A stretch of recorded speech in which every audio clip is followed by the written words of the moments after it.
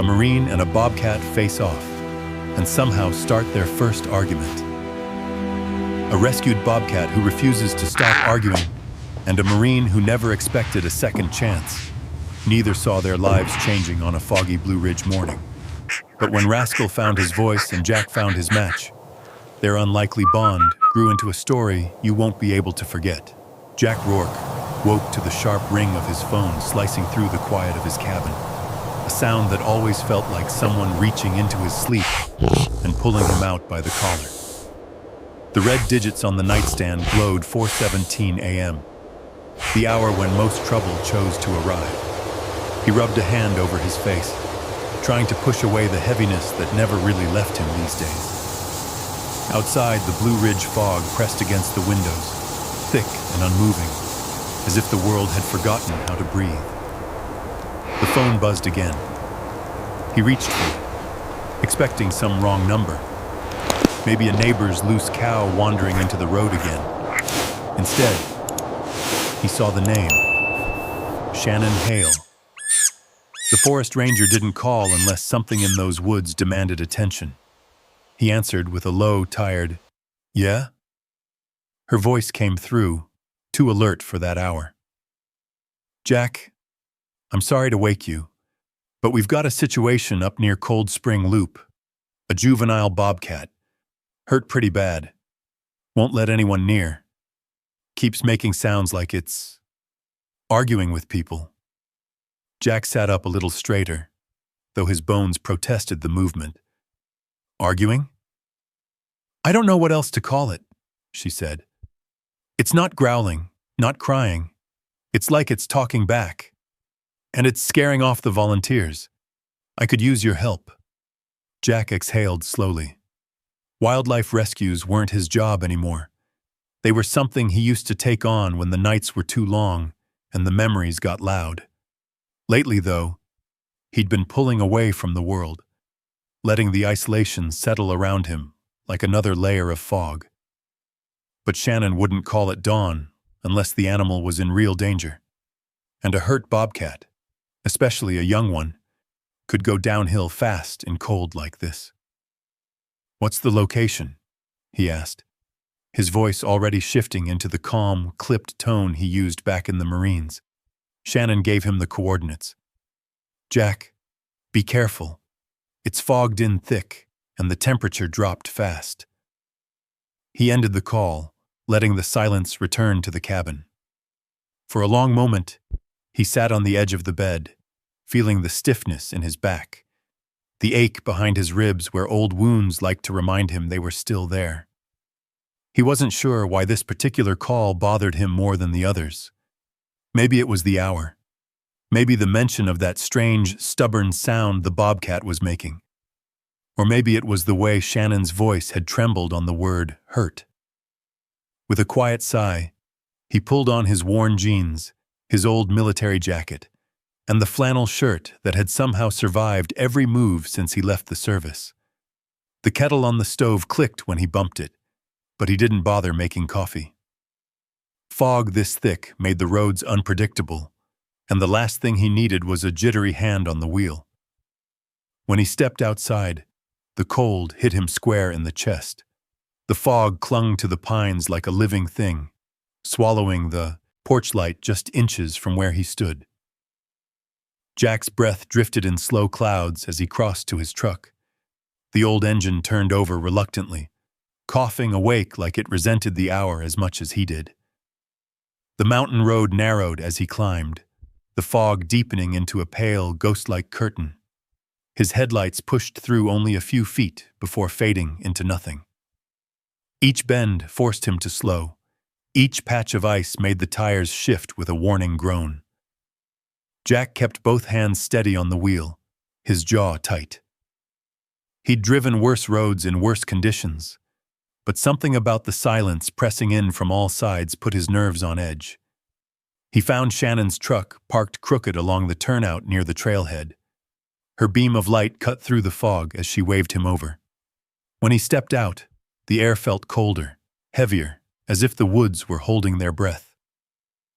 "Glad you came," she said, handing him a flashlight. "He's down by the creek bed, Haven't been able to get close. He keeps making that same noise. It's the strangest thing.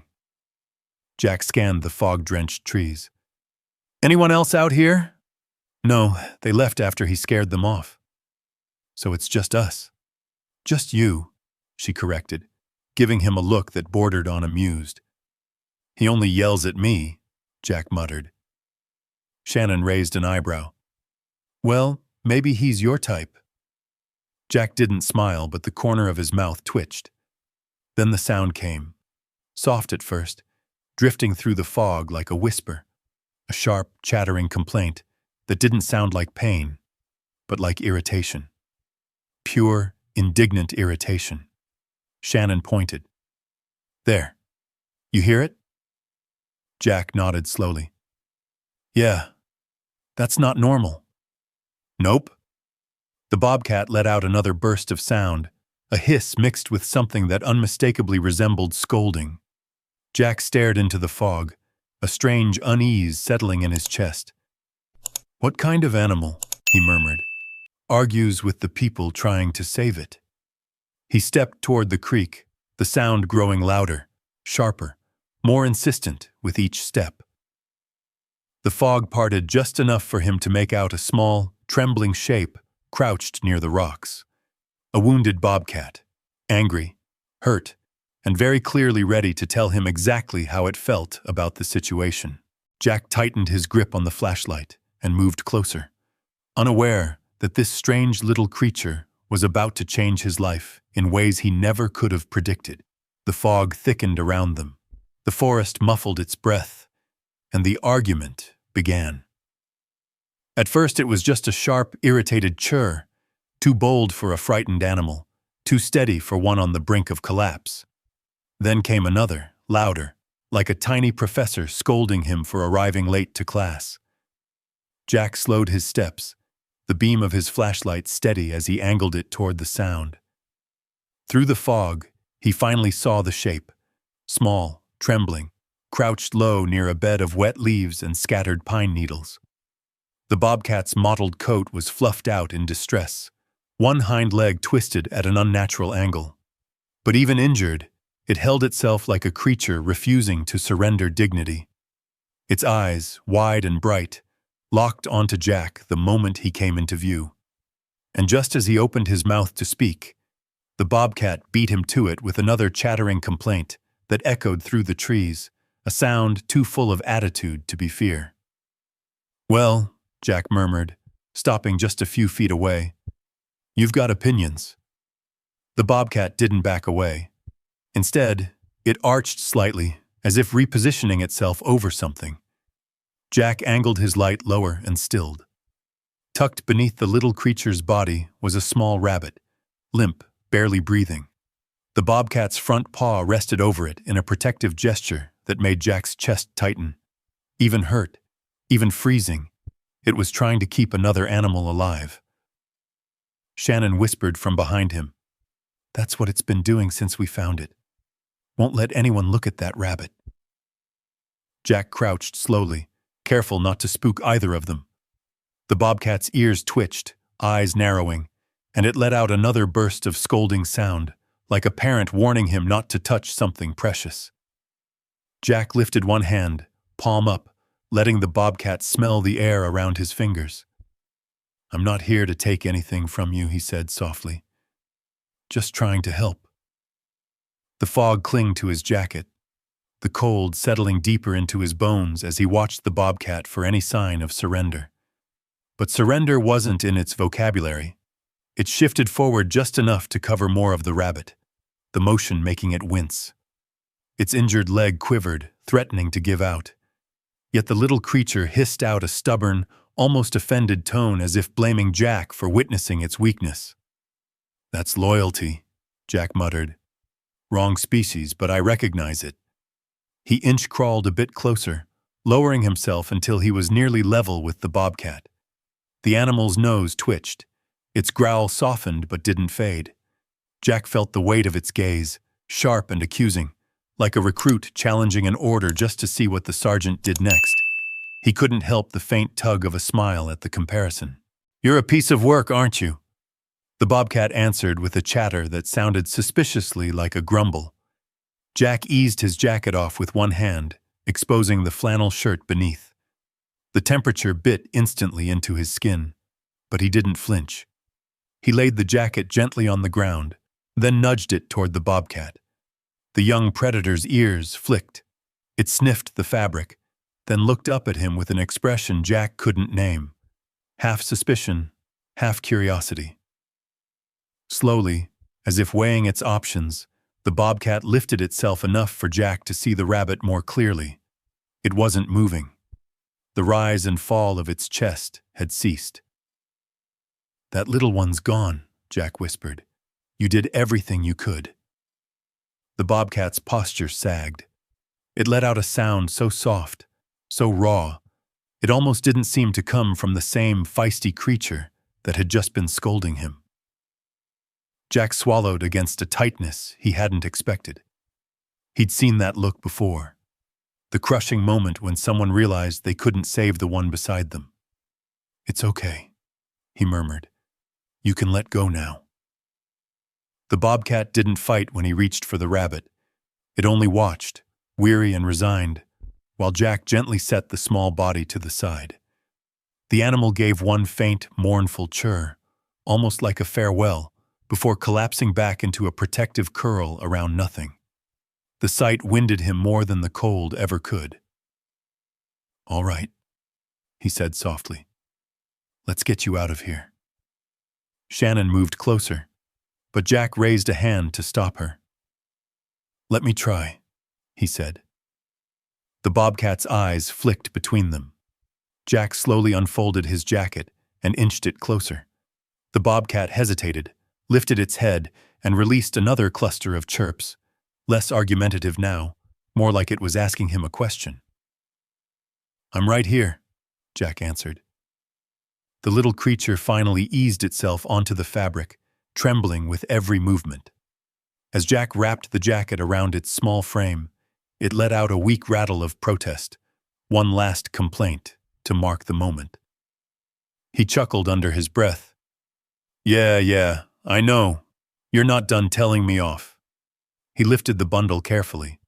The bobcat's weight was almost nothing, but he felt the heat of its exhaustion through the jacket. Its head poked out just enough for it to shoot him a bleary, unimpressed stare. Jack met its gaze with a steady one of his own. "You can argue with me later," he murmured. "Right now, we're going home." As he carried the small creature toward the truck, its eyes remained locked onto his face, unwavering and unsettling in their intensity. An animal judging him with the same sharpness he once saw from new recruits sizing up their commanding officer. That spark of attitude, even through pain, burrowed beneath the cold and struck something deep in him. Shannon exhaled behind him. "Looks like you made a friend." Jack didn't look back. "Feels more like I made a critic." But as the fog curled around them and he opened the truck door, the bobcat released one more pointed chirr. Short, bossy, unmistakably impatient. Jack paused, glancing down at it. "All right," he said quietly. "We'll do this your way." And for the first time in a long while, something like purpose flickered warm in his chest. Jack adjusted his grip on the bundle and closed the truck door gently, mindful of the small creature tucked against him. The bobcat's head pushed out from the edge of the jacket, its eyes narrowed as if assessing whether Jack was truly worthy of carrying it. Even now, cold, injured, exhausted, it managed to look unimpressed. Jack set the jacket-wrapped bobcat on the passenger seat, but no sooner had he pulled his hand away than the little creature chirred sharply, a commanding sound that made him stop mid-motion. "You want me to stay right here too?" he asked, eyebrows lifting. The bobcat answered with another burst of chattering argument, a sound too quick and too pointed to be anything but a complaint. Jack sighed, then eased into the driver's seat. "Fine. Passenger princess it is." The fog swirled across the windshield as he started the truck, the engine grumbling awake like an old man irritated at being roused before sunrise. Jack drove carefully down the forest road, each turn deliberate, every patch of frost negotiated with patience. Through it all, the bobcat never looked away from him. Its small, fierce eyes tracked his every move, studying him with the scrutiny of someone who didn't trust easily.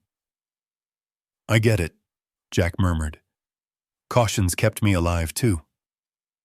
A sharp chirp answered him, almost as if the bobcat wanted the last word. Jack couldn't help a faint laugh. Short, rusty, but real. "You win this round." As they descended toward the valley, the fog thinned, revealing the faint blue light of early morning. Birds stirred in the treetops, calling to one another in soft, tentative notes. The world was waking, but inside the truck, it felt like only two beings existed. One man, one tiny wild thing determined to challenge him at every breath. When Jack slowed at the narrow bridge near the base of the hill, the bobcat let out another persistent chirr. He glanced over. The creature was staring at the empty space where the rabbit's small body would have been. There was no aggression now, only a hollow confusion that twisted something deep inside Jack's chest. "You did everything you could," he said gently. "There's nothing to feel ashamed of." The bobcat blinked slowly, then returned its gaze to him, making a softer sound, almost questioning, almost accusing. "Yeah," Jack muttered. "I know the feeling." By the time they reached Blue Ridge Wildlife Haven, morning had broken fully, painting the sky with muted gold. The facility sat at the edge of the forest, a cluster of old wooden buildings connected by walkways lined with pine branches. Marissa Cole, the head veterinarian, stood outside with a steaming travel mug. Her sharp eyes softened as she saw Jack stepping out of the truck with the tiny bundle cradled against him. "Is that our loudmouth?" she asked. Jack nodded and opened the jacket just enough for her to see Rascal. The bobcat immediately made a noise somewhere between a whine and a grumble, glaring at Marissa as though she'd offended it merely by existing. Marissa raised a brow. "Well, someone has an opinion this morning." "That's generous," Jack said. "He's had opinions since before dawn." Inside the exam room, the fluorescent lights cast a warm glow over the metal table. Jack laid his jacket down slowly, letting Rascal settle on the fabric rather than the cold surface. The little creature let out a rapid string of chirps, less angry now, more bewildered. Marissa approached, hands steady, movements slow, but Rascal puffed up the moment she neared, releasing a sound that made Jack chuckle under his breath. "That's what he's been doing all morning," Shannon said from the doorway. "Arguing with everyone." Marissa leaned back, amused. "Arguing? With who?"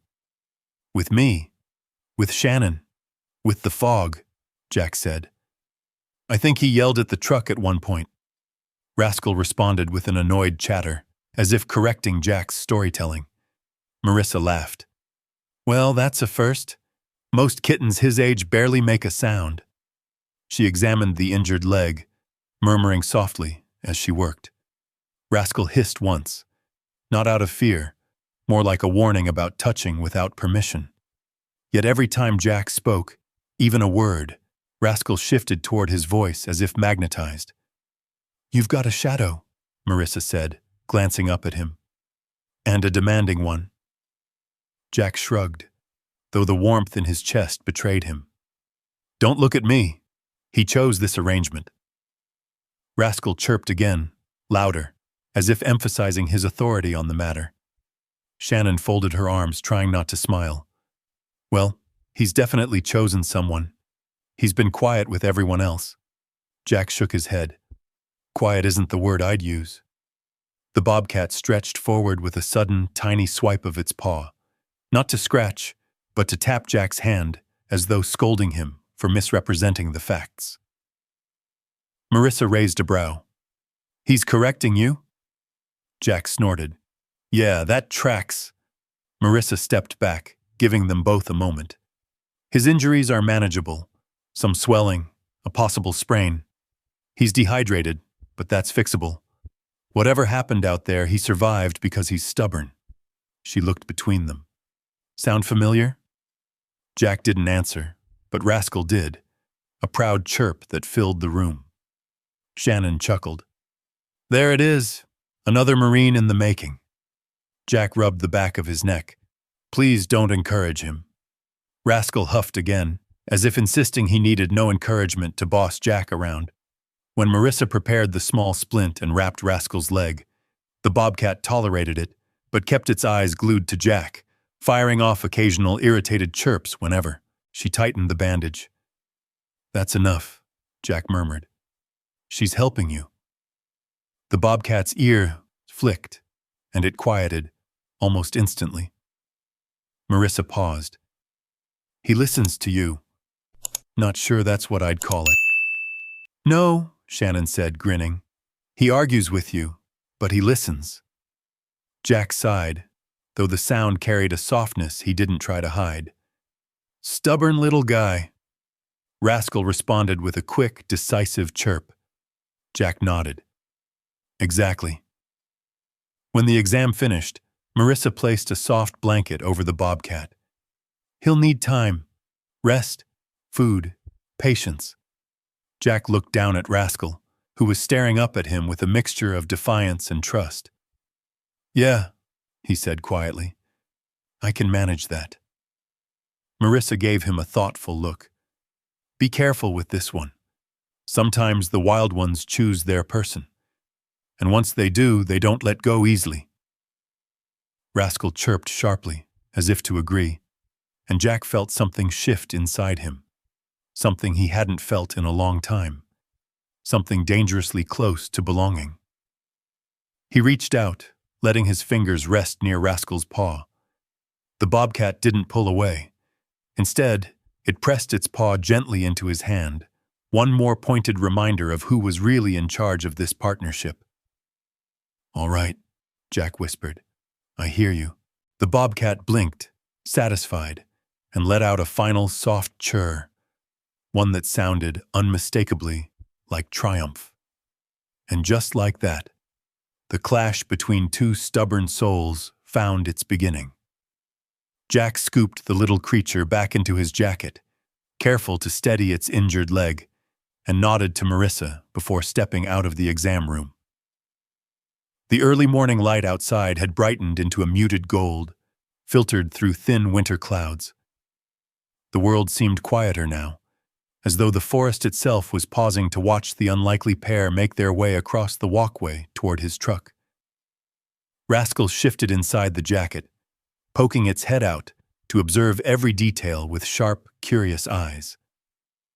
When Jack reached the truck and opened the passenger door, Rascal chirred loudly in protest, as if announcing that it hadn't approved the seating arrangement. Jack shook his head. You can't drive, he muttered. The bobcat answered with another decisive chirp, clearly disagreeing. Jack let out a breath that might have been a laugh if he'd let it. Fine. Front seat again, but no backseat commentary on my driving. He settled Rascal onto the flannel-covered seat, and the bobcat, despite being injured and exhausted, managed to glare at him like a small commander reviewing his performance. Jack started the truck, and as the tires crunched across frost, the motion coaxed a soft, rhythmic rumble from the engine. The steady hum should have lulled Rascal into rest, but instead, the little creature stayed alert, its gaze locked onto Jack's face. Still watching me like you expect me to mess up, Jack murmured. A sharp flick of Rascal's ear served as confirmation. Jack eased onto the mountain road, the familiar path winding among bare trees and stubborn pines. But as he descended toward the valley, the world around him began to dissolve, not into fog, but into something far older. The steady thump of the truck over potholes shifted in his ears, blending into a distant, hollow thudding that felt too much like mortar impacts. The cold morning light flickered in the corner of his eye, bright enough to mimic the blinding flash of an explosion. His fingers tightened around the steering wheel. His breath shortened. A ringing, faint at first, climbed inside his ears. He blinked hard, But the image was already there. Sand, debris, the outline of a man crumpling beneath a sudden burst of noise. "Not now," Jack whispered through clenched teeth. Rascal let out a sudden chirr, sharp and insistent. Not a complaint this time, but something closer to a demand. Jack didn't look over, but he felt the bobcat shift forward, pulling itself closer despite the awkwardness of its injury. Another chirr, louder, cut through the ringing in his ears. Jack inhaled slowly, forcing his eyes to focus back on the road. The vision dissolved as quickly as it had risen, fading back into the frost-dusted world of Blue Ridge. His hands still trembled against the wheel, but the tremor eased when Rascal let out one more steady chirr, a reprimand, somehow gentle and pointed at the same time. "Yeah," Jack murmured. "I'm still here." For a few minutes, neither of them made a sound. The truck continued on, winding past frozen ditches and skeletal branches. When Jack pulled into his driveway, an uneven circle of gravel beside his weathered cabin, Rascal finally relaxed enough to lower its head. Jack shut off the engine and rested both hands on the steering wheel, letting the quiet settle. "You didn't have to yell," he said softly. "But thanks." Rascal responded with a soft, dismissive chirp, as though unwilling to accept gratitude but pleased to hear it anyway. Inside the cabin, Jack set the bobcat gently on an old wool blanket near the wood stove. Flames crackled within the iron stove, casting warm shadows across the room. Rascal sniffed the air, then circled once before settling down, though not before giving Jack one last critical look, as if evaluating the quality of the accommodations. "That good enough for you?" Jack asked. Rascal offered a slow, unimpressed chirr. Jack huffed. Tough crowd. He filled a small bowl with water and set it beside the bobcat, then walked to the kitchen to start coffee. But the moment he stepped more than a few feet away, Rascal chirred again, louder this time, urgent, almost bossy. Jack paused mid-step. "You kidding me?" Another chirp, this one edged with impatience. Jack turned back, kneeling beside the blanket. The bobcat immediately quieted, blinking up at him as though greatly relieved he'd finally done the obvious and returned to his post. "So that's how it's gonna be," Jack said softly. Rascal shifted slightly, lowering its head but keeping its eyes trained on him. The fire crackled, the kettle whispered on the stove, and for a few minutes, everything settled into a stillness Jack couldn't remember feeling in years. He reached out his hand, not to touch, just to rest near Rascal, in case the creature wanted the space. The bobcat didn't flinch. Instead, it released one small, breathy chirr, nothing like the argumentative tone from before. This one was low, almost thoughtful. Jack's eyes drifted to the faint scar running across his forearm, a pale reminder that never fully disappeared. Rascal's gaze followed his. The bobcat leaned forward, sniffed the mark, then let out a tiny sound that almost resembled sympathy, though knowing Rascal, it might have been another critique. "That's an old one," Jack murmured. "Long story." Rascal made a soft, inquisitive chirr. "Maybe someday," Jack said. "Not today." The bobcat responded with a quiet grumble, but it eased its head down and rested its chin sun on the edge of the blanket.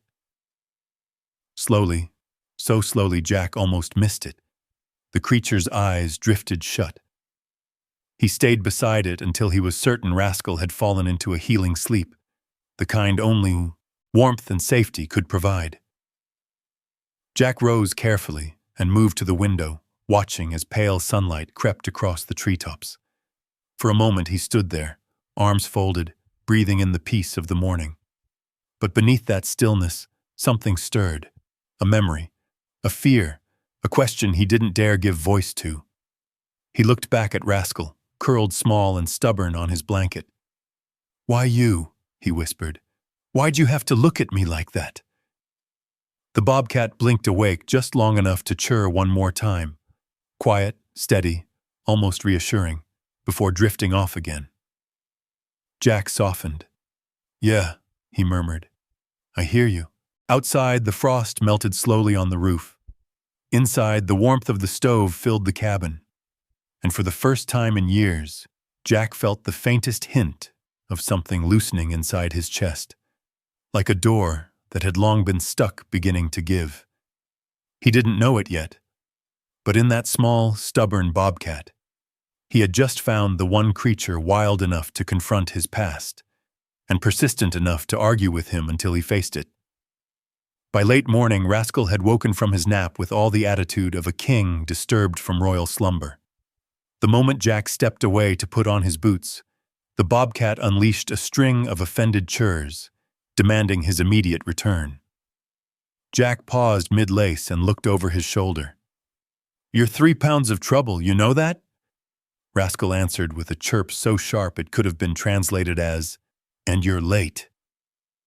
Jack shook his head, chuckling under his breath. All right, we're going." He wrapped Rascal in the soft blanket Marissa had given him. The little creature wriggled once, attempting one last protest at being bundled, but when Jack held him close, Rascal stilled, tucking his nose against the crook of Jack's arm. The gesture startled him. He hadn't felt something small and fragile lean into him like that in years. The drive to Blue Ridge Wildlife Haven was quieter this time, though Rascal still supervised his every move. If Jack's hands drifted too far from 10 and 2 on the wheel, Rascal chirped. If Jack hit the tiniest bump in the road, Rascal chirped louder. And when Jack muttered, "You're impossible," Rascal delivered a long, drawn-out scolding noise that sounded like he was giving a lecture on Jack's incompetence. "Noted," Jack said dryly. "I'll add it to your list of grievances." When they arrived, Marissa was already waiting at the entrance, clipboard in hand, coffee steaming in the cold. She smiled the moment she spotted them. "Well, if it isn't our favorite little loudmouth," Rascal answered instantly with a rapid-fire chirr, a full rebuttal to the nickname. Marissa laughed. "Oh yes, he's feeling better." Inside the main hall, the staff moved with practiced calm, checking charts, prepping food, cleaning enclosures. But everything stopped when Rascal made his entrance. The bobcat chirped at a volunteer sweeping the floor, who gasped and said, "It's talking again!" Rascal chirped at a woman refilling water bowls, and she squeaked, "Why does he sound like he's complaining?" "That's just how he says hello," Jack said. Rascal disagreed with a loud chirp. "See?"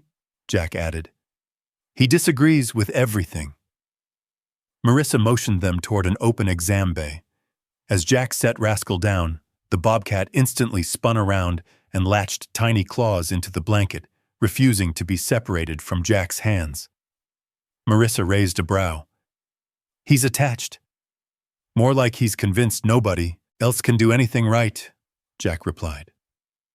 Rascal gave him a dismissive chirr confirming this. Marissa knelt beside the exam table.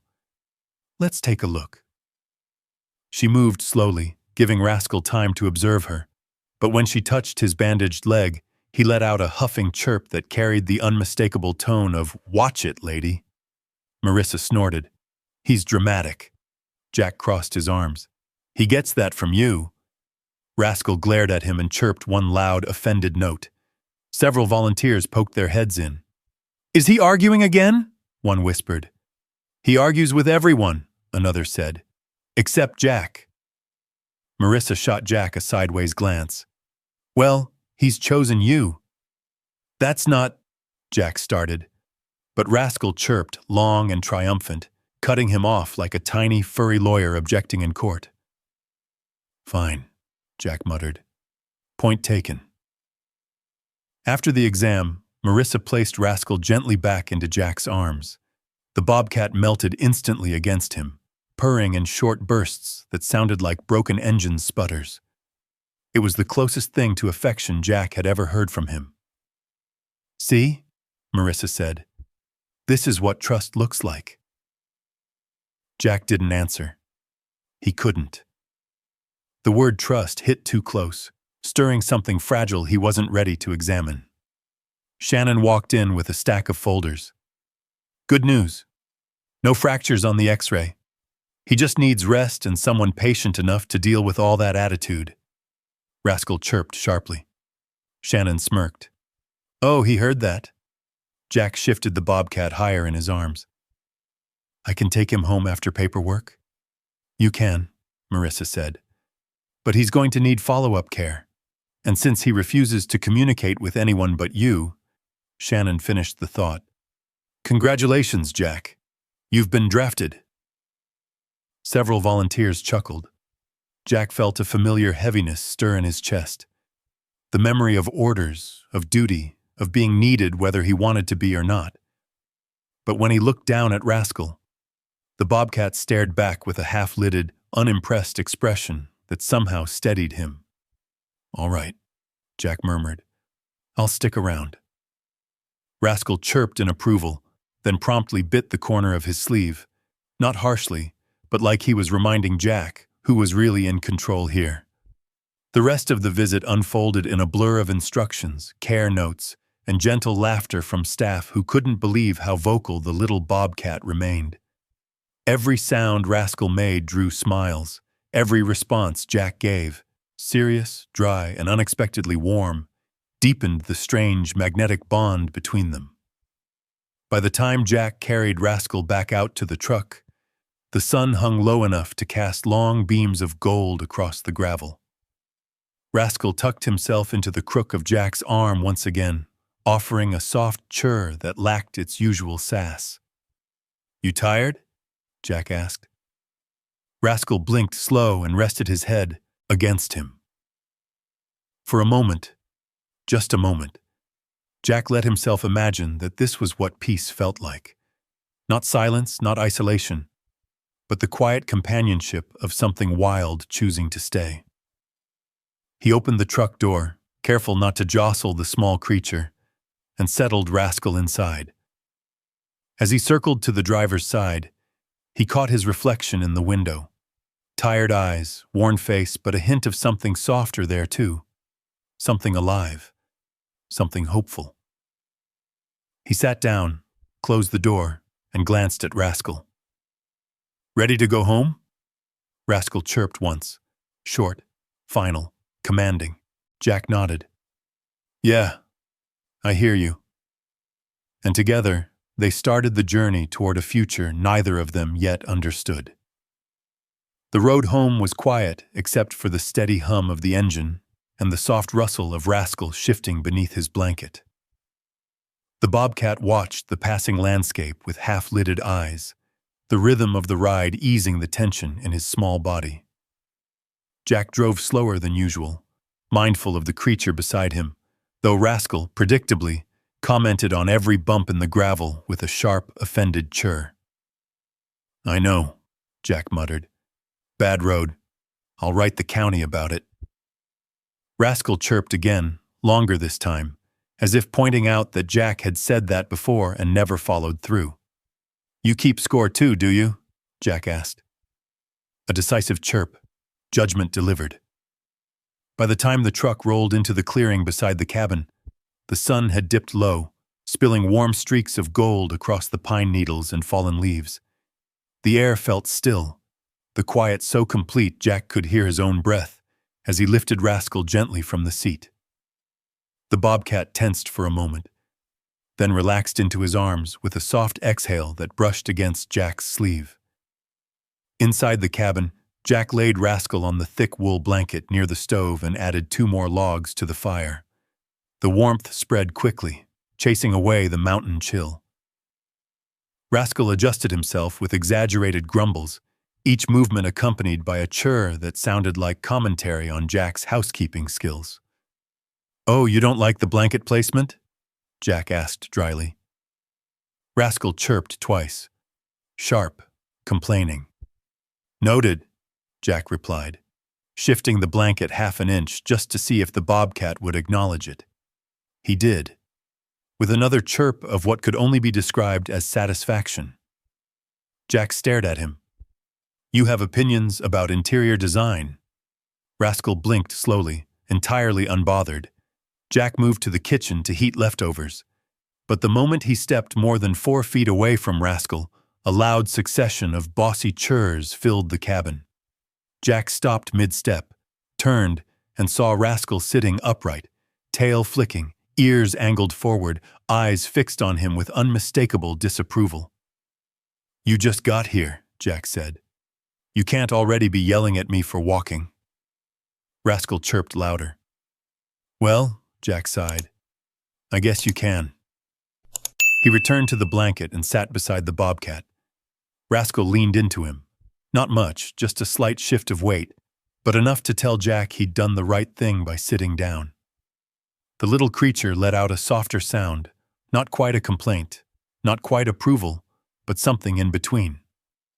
"Thought so," Jack murmured. As the day faded to dusk, cabin life found a quiet rhythm.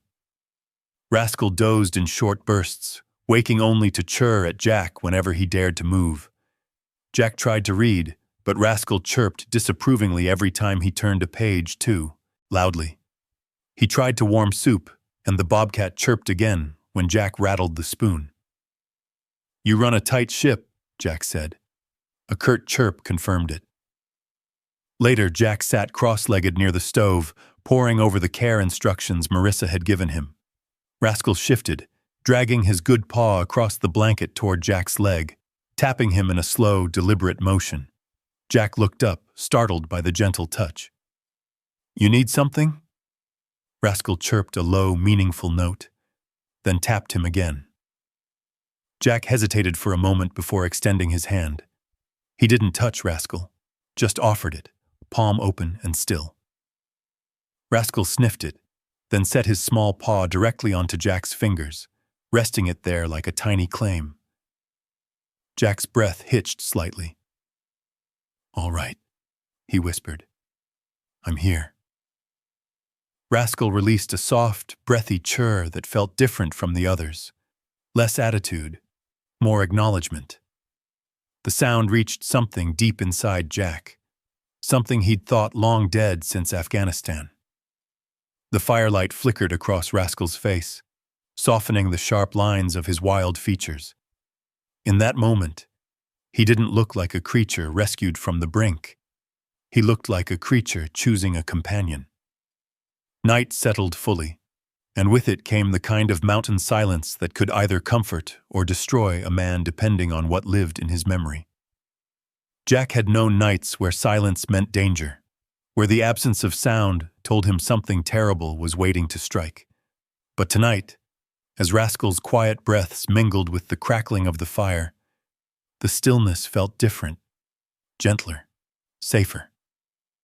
Jack leaned back against the couch, stretching his legs out beside Rascal's blanket.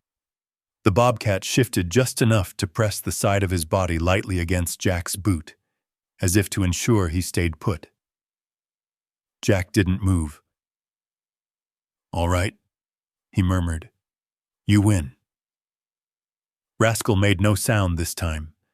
Instead, he blinked slowly and let his eyes drift shut, signaling his approval without a single chirp. Hours passed. The fire burned low. Jack's eyelids grew heavy, though he fought sleep, not wanting to leave Rascal unattended. But eventually, exhaustion tugged him into a light doze. When he woke again, Rascal was awake, staring at him, head tilted, churring softly as if asking why he'd dared to fall asleep without permission. Jack scrubbed a hand over his face. "You're relentless," Rascal chirped with pride. Jack reached toward him, not to touch, but to offer presence again. The bobcat accepted, lowering his head until his cheek brushed Jack's wrist. The warmth of that small contact seeped into Jack like an ember settling into the cold ashes of a long-abandoned fire. "You just keep talking, don't you?" he whispered. Rascal answered with a short, confident chirp, his way of saying, "Of course I do."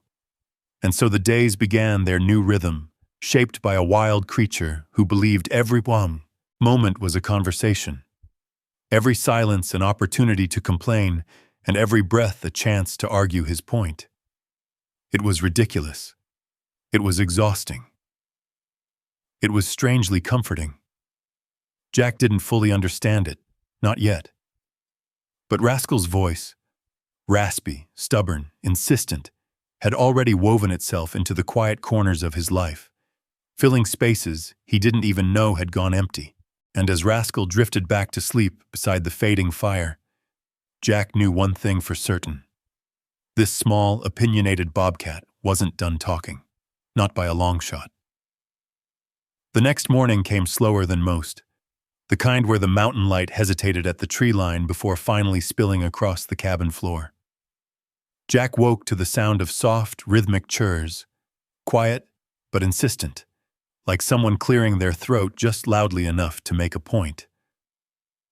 Rascal was sitting upright on his blanket, ears perked, staring at Jack the way an impatient teacher might watch a student who overslept class.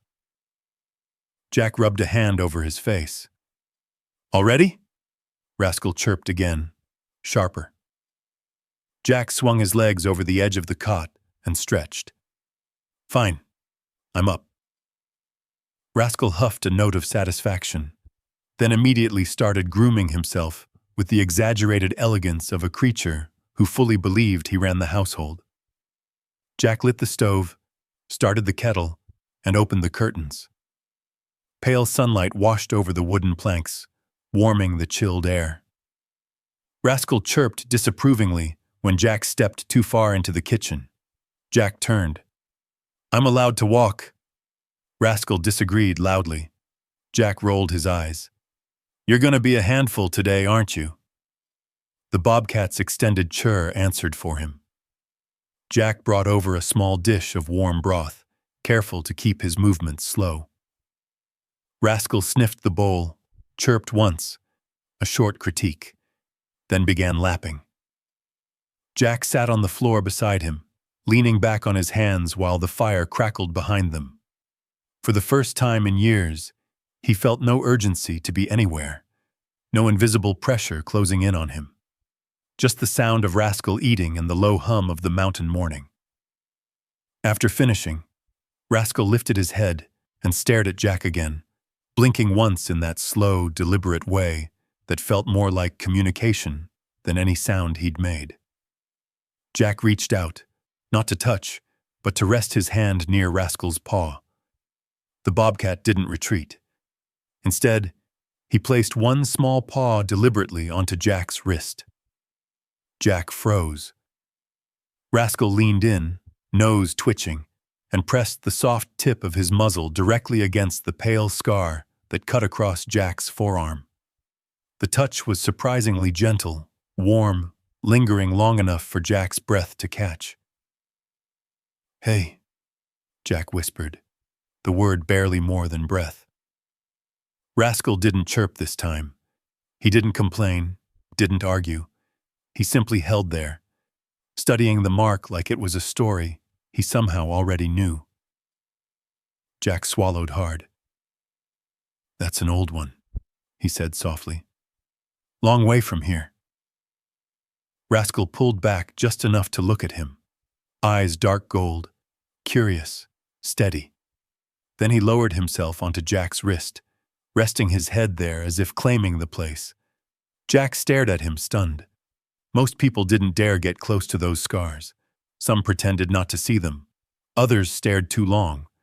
But this small, wild creature had walked right up to the oldest wound Jack carried, the one no doctor could stitch closed, and chosen to rest on it. "You don't even know what that is," Jack whispered. Rascal chirped quietly, a soft, thoughtful note. Not a complaint this time, but something closer to reassurance, as if telling Jack he didn't need to explain anything, not yet. Jack exhaled, long and uneven. He leaned his head back against the couch and stared at the ceiling. "You're not supposed to be good at this," he murmured. "You're supposed to be the loud one, remember?" Rascal responded with a faint chirr, soft, almost affectionate, before closing his eyes and settling deeper against Jack's arm. Minutes stretched. Outside, a light wind brushed through the pines. Inside, warmth from the stove painted soft shadows across Rascal's coat. Jack didn't move, afraid to break the fragile truce forming between them. The bobcat's breathing grew steadier, a slow rise and fall that filled the cabin with a sense of calm Jack hadn't felt in years. Eventually, Rascal shifted and lifted his head again. He looked at Jack, then at the scar, and let out a tiny, decisive chirp. "Noted," Jack said. "You saw it." Rascal chirped again, sterner this time. "You want me to talk about it?" The bobcat tilted his head, ears twitching. Jack shook his own head softly. "I'll get there. Just not today." Instead of arguing, a miracle, Rascal settled himself back onto the blanket, curling into a tight ball with one paw resting over his nose. But his eyes stayed open, watching Jack as if to say, "I'll remind you later." Jack gave a faint, incredulous smile. "You probably will." The rest of the morning unfolded in a gentle rhythm.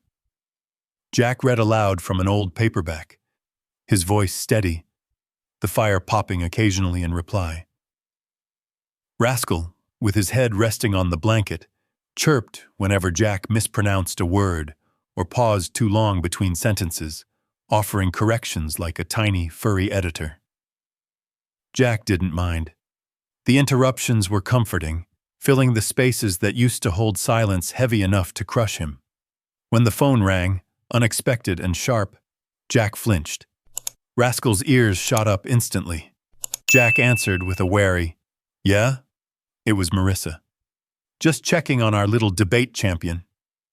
Jack looked at Rascal, who chirped loudly, announcing his presence. Marissa laughed. "Sounds like he's supervising you." "Something like that," Jack said. When he hung up, Rascal chirped twice as if demanding a full report. Jack knelt beside him. "She thinks you're doing well." Rascal blinked slowly. Satisfaction. Jack brushed the back of his hand near Rascal's paw, not touching, just offering. Rascal tapped it once with his paw, approving. As the sun rose higher, Jack stepped to the window and looked out over the clearing. The frost had melted completely. Birds flitted between branches. A pair of deer moved quietly through the brush.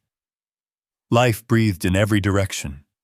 Behind him, Rascal chirped, soft, summoning.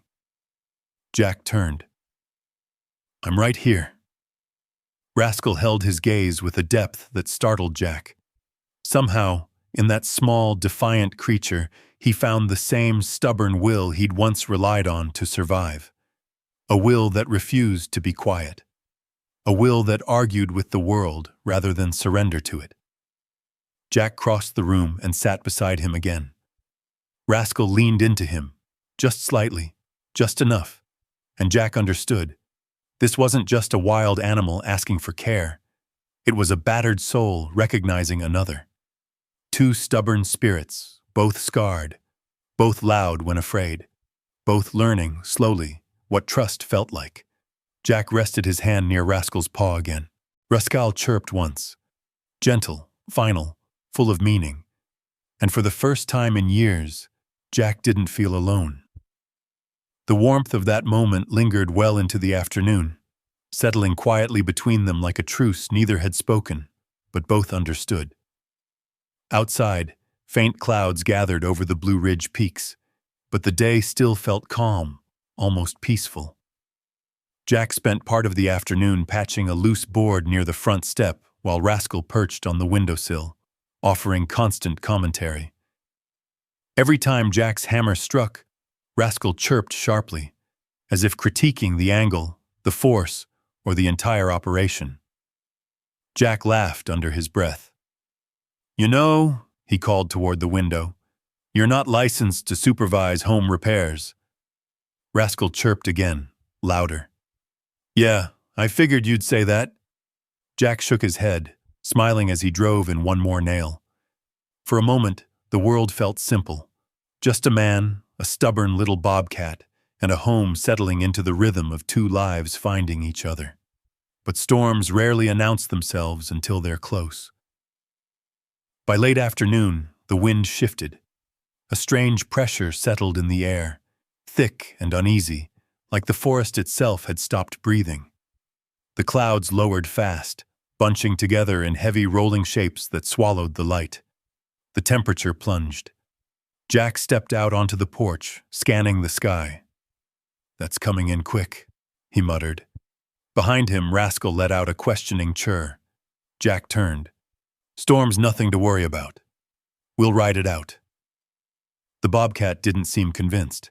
His ears pinned back slightly, and he hopped down from the sill, pacing along the rug. Jack reached down to scratch lightly between his ears, but Rascal pulled away, restless. "That bad feeling, huh?" Jack murmured. He knew it well. Animals felt storms before people did, sometimes long before. By dusk, the first crack of thunder rolled over the ridge, deep, distant, but heavy enough to rattle the windows. Jack felt a familiar tension coil through his chest. He stepped back inside and closed the door. Rascal froze in the center of the room, stiff as a fence post. His pupils had widened, ears flattened, tail puffed.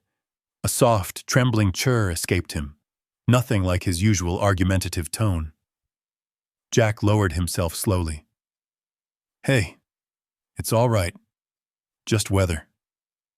Lightning flashed, bright and sharp, and thunder followed immediately, loud enough to shake the stovepipe. Rascal bolted. He sprinted across the cabin, claws scrabbling on the wood floor, knocking over a metal bowl as he scrambled under the small bench near the wall. His breaths came fast and ragged, each one edged with panic. Jack approached carefully. "Rascal, I'm right here." But another flash lit the room, another boom, and this time something inside Jack buckled too. His vision blurred for a second, washed over by a memory he never asked for. Dust exploding skyward, the ground pitching beneath him, a radio screaming someone's name he couldn't reach. Thunder layered over the explosion in his mind, melding into one jagged sound that ricocheted through his ribs. Jack grabbed the table to steady himself, head bowed, breath tightening. "Not now," he whispered. "Not here." Rascal let out a frantic chirr from beneath the bench, sharp, scared. Jack forced himself upright, battling the flood rising through him. "Okay," he murmured. I've got you. Another blast of thunder slammed into the cabin, louder this time. The lights flickered once, then steadied. Rascal darted out from beneath the bench and ran toward the door. "Rascal, wait!" But the storm was already in full swing. Wind hammered the walls, rain streaked sideways across the windows. Thunder rolled again, closer, angrier. Rascal scratched at the door in frantic bursts, trying to escape the sound chasing him. Jack lunged forward. "No, stop! Don't!" But Rascal, panicked beyond reason, slammed his full weight against the latch. The door cracked open just an inch, and the storm ripped it wide. A blast of rain and wind barreled into the cabin. Rascal shot out into the darkness like a streak of lightning, swallowed instantly by the storm. "Rascal!" Jack sprinted onto the porch, but the wind nearly knocked him sideways. Sheets of rain blurred everything, trees, ground, sky, into a single thrashing curtain. Thunder cracked again, so loud it vibrated in his bones. "Rascal!" he yelled into the gale. "Come back!" But the storm devoured his voice. Jack stumbled off the porch, boots sinking into mud, vision fragmented by flashes of lightning. He could barely see 5 feet ahead. The forest roared with wind, branches whipping and snapping around him. He pushed forward anyway. "Rascal!" he shouted again, breath ripping through his chest. Something moved to his right, a shadow darting between trees, but it vanished before he could follow. Jack's pulse hammered. He forced himself deeper into the woods. "Rascal!" Another thunderclap hit, and the world tilted. The memory slammed into him full force, not the echo of it, but the whole thing, the sand, the smoke, the blast wave that had thrown him off his feet. The sound, Oh God, the sound, shaking the ground until it cracked open beneath him. Jack dropped to his knees. He clutched the earth with both hands, mud filling the cracks in his palms as the storm crashed around him. "Not here," he gasped. "Not now, not now." His breath fractured. He couldn't move. Lightning split the sky above the trees, sharper than any shell burst, and the thunder rolled so violently it felt like the ground split beneath him. Jack squeezed his eyes shut, shaking. "Rascal!" he choked. "Please, come back." But the storm answered for him, cold, merciless, deafening. When he finally forced his head up again, wind lashing his face, he saw nothing but darkness. No small shape, no paw prints, no churs cutting through the storm. Just a man alone in the woods, drowning in rain that felt too much like the past he tried so hard to outrun. Jack's voice cracked as he whispered into the storm, "Don't let me lose you too." But Rascal was gone, and the night swallowed his words whole. For a long moment, Jack stood motionless in the downpour, rain running down his face and neck, soaking his shirt until it clung to his skin. The storm didn't ease. If anything, it grew heavier. Thunder rolling deep and angry through the mountains, lightning ripping white scars across the sky. But none of it mattered more than the single truth pounding in Jack's chest. Rascal was out there, alone, terrified. Jack forced himself to move. One step, then another. The mud sucked at his boots, the wind shoved him sideways, and every flash of lightning tore another piece of memory loose inside him, fragments of a battlefield he wanted desperately to forget.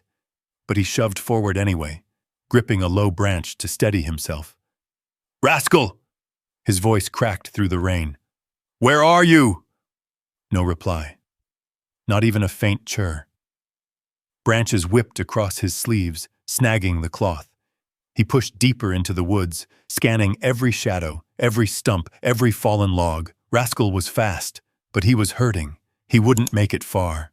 Jack knew that, but the storm had erased the ground, washing away any sign of paw prints. All he had to go on was instinct, and the stubborn bond the little bobcat had forced into his life. A sharp gust of wind nearly knocked him off balance. He caught himself on a sapling, chest heaving. The thunder rolled again, low and heavy, too close. It rattled the earth beneath his boots, and something inside him buckled. Jack squeezed his eyes shut. For a moment, he wasn't in the Blue Ridge woods. He was back in Afghanistan. Smoke thick as wool in the air, sand stinging his face, radios screaming warnings he didn't hear until too late. A blast wave hit, and the world flipped. He remembered the crack of shrapnel tearing into the earth, the ringing in his ears, the shouting, God, the shouting. A small, broken noise cut through the storm. Jack froze. It came again, thin, uneven, definitely not thunder. A fragile, wavering chirr that could only belong to one creature stubborn enough to argue with the whole world, even while scared to death. "Rascal," Jack breathed. He didn't waste another second. He pushed toward the sound, stumbling over roots hidden beneath the muddy water. Lightning lit the trees for a split second, and Jack saw something. Movement between two boulders. He angled toward it, slipping hard on wet leaves, bracing himself against the ground. "Rascal, keep making that sound," he called, voice shaking. Another faint chirr answered him, weaker than before. Jack's pulse roared in his ears. He reached the edge of a narrow ravine where runoff from the storm rushed in swirling gray water. It wasn't deep, but the rocks were slick and sharp, jutting out like broken teeth. And wedged between two of them, shivering violently, was Rascal. The little bobcat looked half-drenched, half mud, and entirely miserable. His left hind leg was pinned awkwardly, not broken but stuck tight, keeping him from climbing out. He lifted his head and let out a thin, breathless chirr, almost like he was scolding Jack for taking so long. Jack dropped to his knees beside the ravine. "There you are," he whispered. His breath broke on the words. I've been looking everywhere. Rascal huffed sharply, as if saying, obviously. Jack gave a weak laugh. Still arguing, huh? Even now? The bobcat chirred again, louder this time, strained but full of personality. That's my boy, Jack said softly. He eased himself down into the ravine, boots slipping on the slick stone. Cold water rushed over his hands as he reached for Rascal. Easy. I'm right here. You're okay now. Rascal didn't claw or fight. He simply stared at Jack with wide, frightened eyes, breathing fast and shallow. The storm roared overhead, but for a moment, everything between them went still. Jack braced his shoulder against the rock and lifted gently. Rascal let out a pained chirr but didn't thrash. It took a few long seconds, working slowly so he wouldn't make the injury worse, and then the trapped leg came free. Jack gathered Rascal into his arms, cradling him against his chest. The bobcat pressed close, trembling uncontrollably, burying his face into Jack's shirt. Even then, even shaking and soaked, Rascal managed to chirr one more time, quiet, breathy, but unmistakably irritated. You're welcome, Jack murmured with a shaky smile. Next time, maybe don't run into a storm. Just a thought. Rascal weakly headbutted his chest. Lightning cracked overhead, reminding Jack that they weren't safe yet. He tightened his grip around Rascal and climbed out of the ravine as carefully as the storm allowed. Every step back through the woods was slow and grueling, but Rascal stayed tucked against him, trusting him completely despite the chaos around them, still arguing, but trusting. By the time Jack reached the cabin clearing, he was soaked to the bone, shivering hard. The porch light, still flickering weakly, felt like a lighthouse guiding him home. He stumbled up the steps, kicked the door shut behind them, and collapsed to his knees on the warm floorboards. Rascal slid from his arms to the rug, but didn't move away. Instead, he pressed one paw firmly against Jack's boot, anchoring himself to him. Jack let out a long, trembling exhale. You scared the life out of me, you know that? Rascal chirped back, soft, indignant, exhausted. Jack shook his head, smiling through the fear that still clung to him. Fine, go ahead. Tell me how I messed up. We'll argue about it later. He reached out and laid a careful hand on Rascal's soaked fur. The little bobcat leaned into the touch, not for warmth, but for reassurance. Thunder rolled again outside, but inside the cabin, something steadier rose to meet it. A bond stronger than fear. A trust born out of chaos. And a friendship loud enough to drown out the past. Rascal chirred one last time. This one soft, relieved, and full of weary affection. Jack felt the tight knot in his chest finally loosen. They had found each other again. In the darkest part of the storm. Exactly when they needed each other most. By morning, the rain had thinned into a gentle drizzle, the kind that clung to the trees like silver threads. The storm's fury had passed, leaving behind a quiet, washed-clean world. Jack stood on the porch with Rascal cradled against his chest, both of them wrapped in blankets and exhaustion. The bobcat's breathing had steadied, though every so often he let out a faint, indignant chirr, his version of complaining about the night they'd survived. You're lucky you're cute, Jack muttered, rubbing the side of Rascal's jaw. Otherwise I'd put you on storm probation. Rascal chirped sharply, as if insulted. Jack chuckled.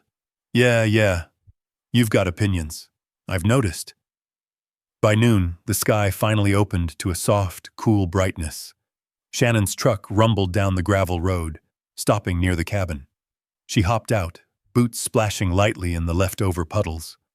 Heard you two had some excitement, she said, eyeing Jack's bandaged arm and Rascal's muddy fur. I got half a dozen calls saying your lights were flickering like a disco. Jack shook his head. Storm blew through harder than expected.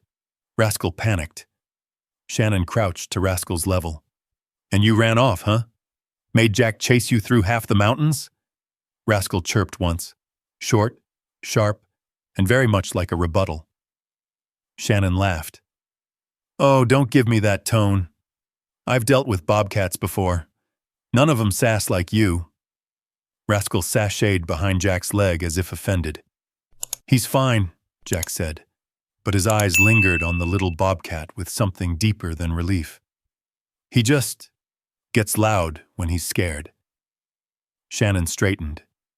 He also gets loud when he's hungry, annoyed, impatient, or bored. I'd say you've got a very vocal partner.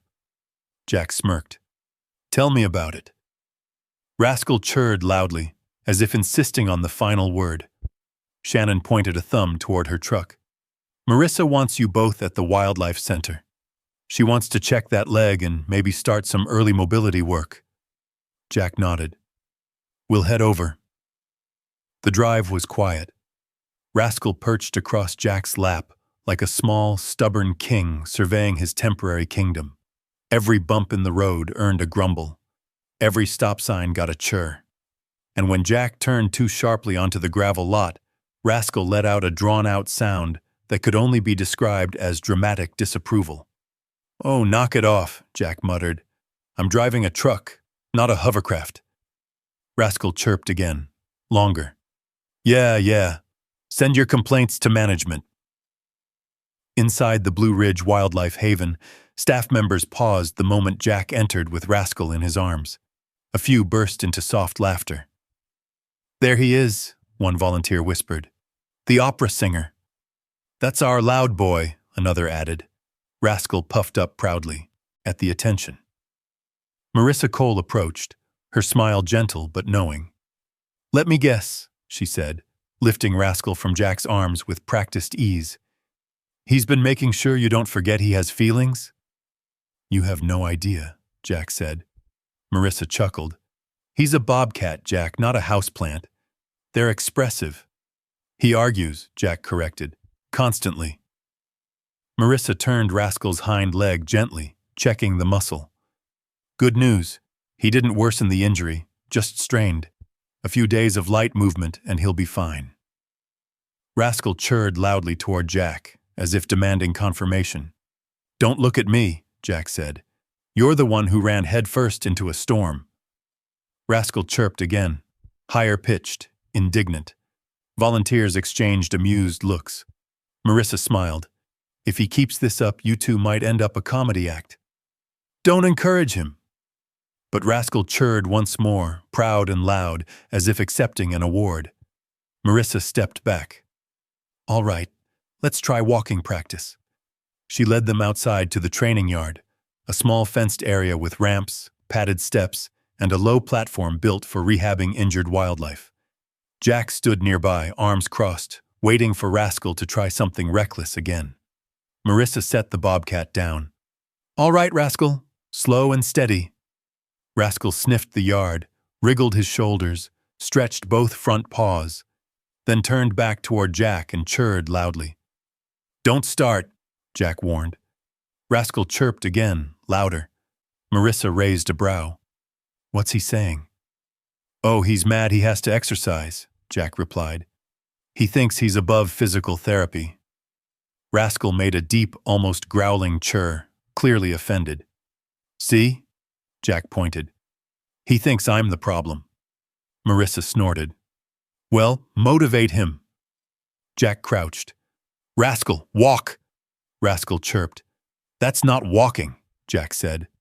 Rascal chirped again, longer, sounding suspiciously like a complaint. Move your paws, Jack insisted. Rascal turned his back dramatically. Volunteers watching nearby began chuckling. Marissa covered her mouth to hide her smile. He's very expressive. You don't say. Jack stepped onto the training ramp and tapped it lightly. Come on, just try it. Rascal narrowed his eyes and gave a short, dismissive chirr. Don't sass me, Jack warned. Rascal chirped again, twice. Are you arguing with me right now? 3 chirps. Oh my lord, Jack muttered. He's counting. The volunteers broke into laughter. One whispered, Is this normal for a bobcat? No, Marissa said, not even slightly. Finally, Jack sighed. All right. If you walk this ramp, I'll heat up the leftover chicken when we get home. Rascal froze. Jack raised a brow. Oh, now you're listening. The bobcat trotted up the ramp immediately, fast and steady, as if he'd been training for a competition. The yard erupted in laughter. Oh, unbelievable, Jack muttered. You bribed me into bribing you. Rascal chirped triumphantly from the platform. The moment was so ridiculous, so warm, so unexpectedly joyful that Jack felt something unfurl in his chest, something he hadn't felt in a long, long time. A volunteer pointed toward Jack's pocket. Hey, your phone's buzzing. You're going viral. Jack frowned. What? The volunteer turned the screen toward him. A short video, recorded by another volunteer, showed Jack and Rascal's full argument play out in real time. The caption read, "Local Marine argues with Bobcat and loses." The comments were flooding in. Jack stared at the screen, stunned. Oh no! Rascal chirped loudly behind him. Marissa laughed. He likes the attention. No, Jack said, holding up a finger. We are not becoming internet famous. Rascal chirred again, sharp, mischievous, proud. Jack sighed. Too late, huh? Rascal chirped one final time, long and triumphant, like he'd won every argument in the universe. And maybe he had. Because in that moment, surrounded by laughter, sunlight, and a bobcat who refused to let him sink into silence, Jack realized something. This wasn't just recovery. It was rebirth. For both of them. Word traveled quickly through the Blue Ridge towns, faster than Jack expected, and much faster than he preferred. Within a few days, nearly everyone seemed to know about the bobcat who argued with a Marine and walked the training ramp only when bribed with chicken.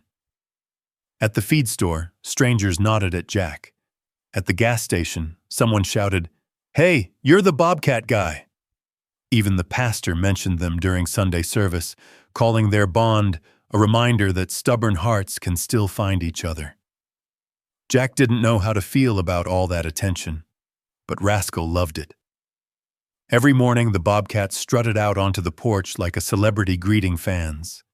If a car passed by and honked, Rascal chirped in proud acknowledgement. If someone waved, he flicked his tail like he'd practiced it in a mirror. But popularity wasn't the biggest change. It was the way Rascal behaved at home. He began following Jack everywhere, not because he was afraid, and not because he was injured, but simply because he wanted to. When Jack cooked breakfast, Rascal sat at his feet making small, bossy chores. When Jack read near the stove, Rascal curled beside him, occasionally patting his knee as if reminding him to turn the page faster. At night, he'd climb onto the foot of Jack's bed, stretch out with a dramatic sigh, and fall asleep like he'd been doing it his whole life. One evening, Shannon stopped by with paperwork in hand. "You ready?" she asked, stepping onto the porch. "Ready for what?" Jack asked, narrowing his eyes. She lifted a thin folder. "For the official transfer. Rascal qualifies for long-term rehabilitation placement. That means he can legally live with you, under supervision and annual review. If you sign, he's yours." Rascal poked his head out the door behind Jack and chirped sharply. Jack groaned. "Don't start. I haven't even said anything yet." Shannon laughed. "Seems like he's already made the choice." Jack looked down at Rascal, the little bobcat sitting squarely in the doorway, tail curled neatly around his paws, as if declaring himself the guardian of the cabin. His amber eyes watched Jack with an intensity that was unmistakable. This wasn't the scared creature Jack first saw trembling in a cage. This was someone who had fought his way into Jack's life with sheer stubbornness and sound. Jack exhaled slowly, then opened the folder. Rascal chirped again, short, impatient. I'm signing, Jack muttered. Shannon grinned. "Good, You're doing a good thing, Jack. He shrugged. Feels more like he adopted me. That's usually how it works, she said. Animals choose faster than people do. He signed the last page. The date stamped at the bottom looked official, but nothing about the moment felt formal. Instead, Jack felt a warmth rise beneath his ribs. Large, quiet, unexpected. Rascal's churr softened, turning into a low, affectionate rumble. Shannon rested a hand on Jack's shoulder. You're not alone anymore. Neither is he.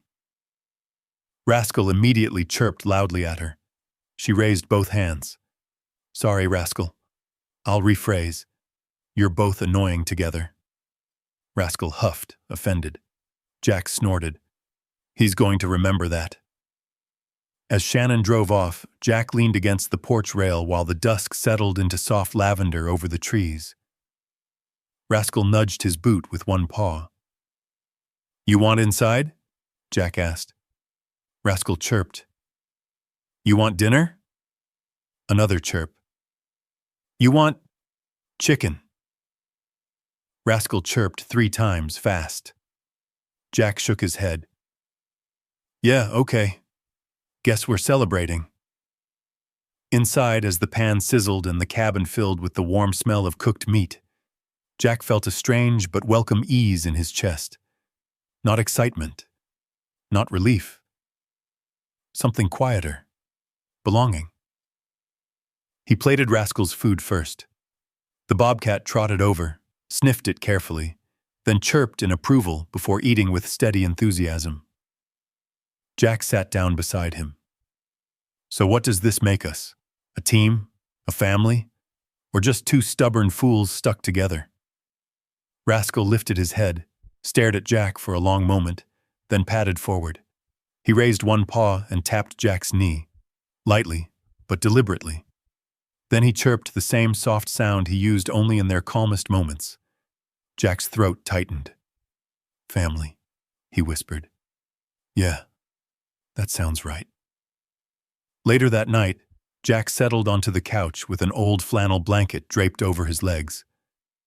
Rascal hopped up beside him, not at the foot, not at the edge, but right next to him, pressing shoulder to shoulder.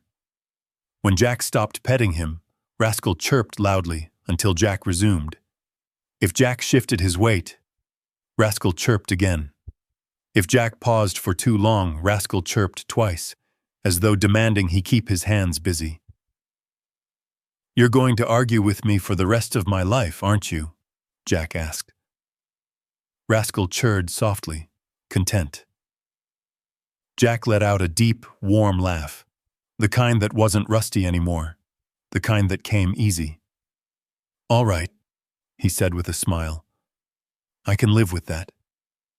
The fire crackled low, the night air hummed beyond the windows, and Rascal drifted into sleep with one paw still resting on Jack's arm, as if to say, don't go far, you're mine now. And for the first time in years, Jack didn't feel like a man with a past he needed to outrun. He felt like a man with a home. Winter settled quietly over the Blue Ridge, soft enough that the world seemed to hold its breath.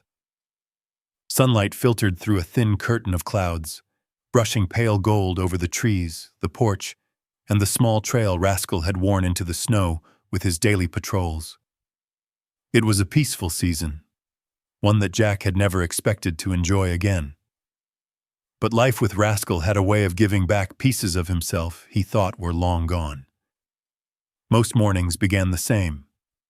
Jack stepped onto the porch with a steaming mug of coffee, and Rascal trotted out behind him, stretching his legs and chirping as if narrating the weather. Cold meant a loud chirr. Wind earned 3. Snowfall got him grumbling like a tiny, offended landlord. Yeah, Jack would say. Complain all you want. The seasons aren't taking requests.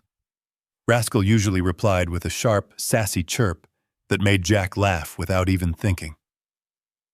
One morning, after a light snowfall, Jack found Rascal perched at the edge of the deck, staring toward the woods with an intensity that made Jack pause.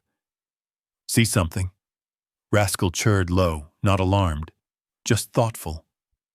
A deer and her fawn stepped out from behind the pines, crunching softly through the snow. Rascal's ears twitched. He chirped once, quiet and respectful. Not a challenge, not a threat. Just acknowledgement. Jack leaned on the railing. Pretty, aren't they? Rascal looked back at him and chirped softly, almost like agreement. Moments like that, soft, simple, generous, had become the heartbeat of their days. The townsfolk still talked about the arguing bobcat, but now with a kind of warm affection. Children left little drawings of Rascal at the gate. A local carpenter made a hand-carved sign that read, "Home of Rascal, the bobcat with opinions." Jack hung it by the porch steps. Rascal inspected it for a minute, then chirped once as if granting formal approval. Evenings were quieter. Jack would sit by the stove, Rascal curled beside him or sprawled across his lap, like a creature who'd forgotten he was supposed to be wild. Jack read books in a slow, steady voice. Sometimes old classics, sometimes military history, sometimes repair manuals when Rascal wanted something educational. Rascal loved the sound of pages turning. Every time Jack paused, the bobcat chirped in protest. "All right," Jack would sigh, flipping the page. "Bossy little thing." Rascal always chirped proudly. But the moment Jack treasured most came each night when Rascal climbed onto the couch, nudged his head gently under Jack's hand, and let out a long, slow, contented chirr. A sound of belonging, of trust, of something healed. Jack would stroke his fur slowly, thoughtfully. "You know," he'd whisper, "you talk more than any squad mate I ever had." At that, Rascal always chirped again, sharp and pointed. "Yeah," Jack would laugh, "just like that." As winter deepened, the sunsets grew richer, streaks of orange and rose across the cold horizon. One evening, the sky glowed with a kind of quiet glory. Jack stepped outside with Rascal padding beside him. They settled on the porch, shoulder to shoulder, watching the colors fade into dusk. Rascal let out a complaining chirp when Jack forgot to scratch behind his ear. All right," Jack said, smiling as he reached over. "You're going to argue right up until the end, aren't you?" Rascal chirred again, long, melodic, almost playful. The wind rustled through the pines, gentle and warm despite the season. The last blush of sunlight caught the old scar on Jack's arm and the healed patch of fur on Rascal's leg. 2 marks of survival. 2 reminders that life had tried to break them both, but failed. Jack took a long breath, letting the peace of the moment fill him. "You know," he murmured softly, "I spent a long time trying to make silence my home. But you taught me it doesn't have to be that quiet." Rascal leaned against him, letting out a chirr so soft it barely stirred the air. A sound filled with affection, gratitude, and just enough sass to be unmistakably him. Jack chuckled. "Yeah, I'm grateful for you too." They stayed like that as the last sliver of daylight dipped behind the hills. Rascal lifted his head once, stared out into the dimming trees, then chirped softly. A final comment on the day, or maybe on the life they'd built together. Jack smiled into the fading light. "Imlang kung depma, but I guess arguing with you is better." Rascal chirped loudly, a perfect punchline. Jack's laughter drifted across the porch, warm and low, blending with the wind. The 2 silhouettes, 1 man, 1 bobcat, sat together as the forest breathed around them, alive with the quiet promise of tomorrow. No battlefields, no storms, no cages, just a home filled with warmth, stubbornness, and the sound of a bobcat with too many opinions. And in that gentle twilight, Jack knew the truth. They hadn't healed each other by being silent. They healed each other by speaking, by arguing, by insisting, by refusing to give up. two stubborn souls, one shared life, and a bond loud enough to laugh at the darkness. Rascal chirred once more, soft, final, full of meaning. Jack whispered back, "Yeah, we made it home." And if this story touched your heart, I'd love to hear from you. Just drop a simple 0 or 1 in the comments to let me know you're here, that you're listening, and that stories like this still matter. Your small comment helps this community grow, and it reminds us that kindness still echoes in this world. And if you'd like to walk beside Jack and Rascal in their next adventure, or meet the other incredible souls we bring to life, make sure you subscribe and tap the bell. There are more stories on the way. Stories of courage, healing, and the unexpected bonds that save us. I'll see you in the next one. Until then, stay safe, stay kind, and keep a little space in your heart for miracles.